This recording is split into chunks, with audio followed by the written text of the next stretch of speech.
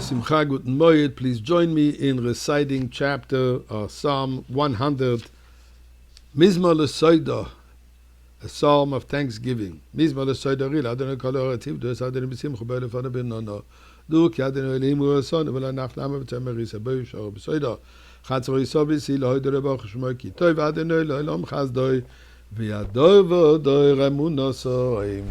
Now that you join me in the Tehillim, join me in giving some tzedakah, and let's discuss a thought for today. Yesterday I spoke about the different feats, juggling, that the sages did during Simchas Beis HaShe'eva.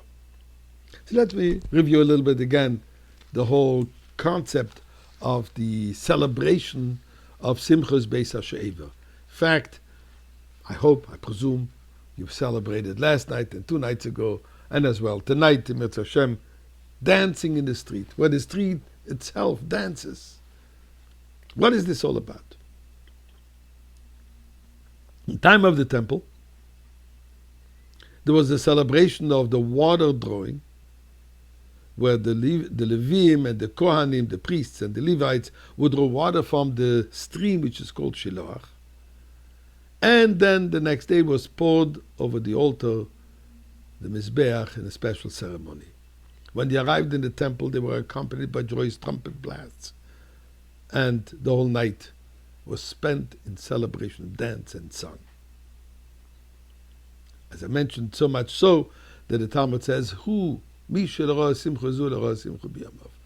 did not see this rejoicing has never seen a party, has never seen such rejoicing. But what's so special about pouring water? Why do we get excited about pouring water? So here is an interesting halacha.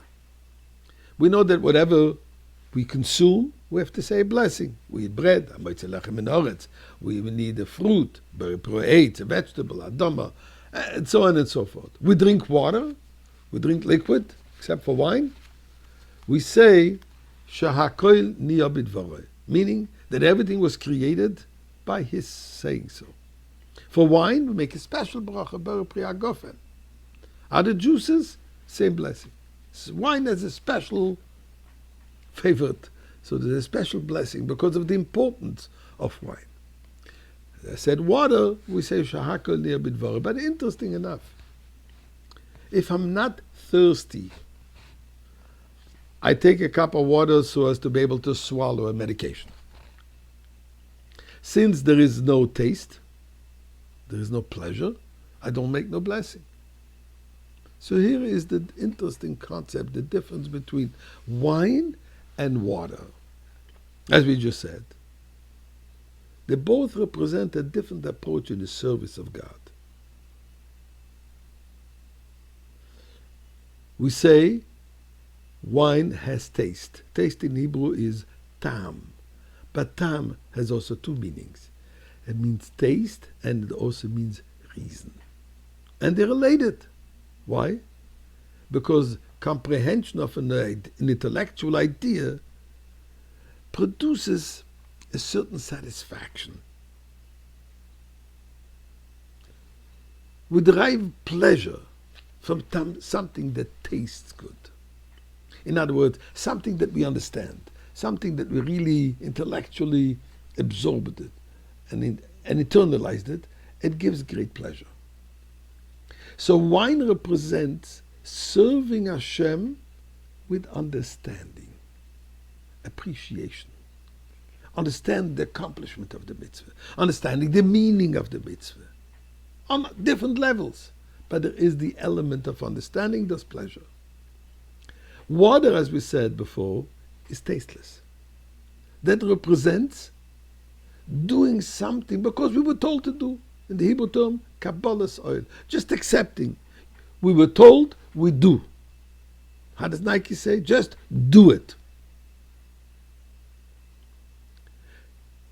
And it has no taste. Except when we are thirsty, then it gets a special taste. And therefore, when we drink water and we're thirsty, we have to make the blessing, because the thirst gives an element of taste. Sukkot comes and tells us that we are yearning, we are thirsty for godliness. Simchas Beis HaShe'eva is the pleasure that we derive not from our limited understanding. As broad and deep the understanding is, it is still limited to my capacity.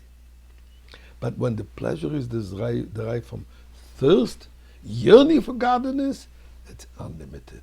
And therefore that celebration was so great. So Rabbeinu Shalom, we are thirsting for Geula. We're thirsting to be able to dance already today in the Beis Hamikdash.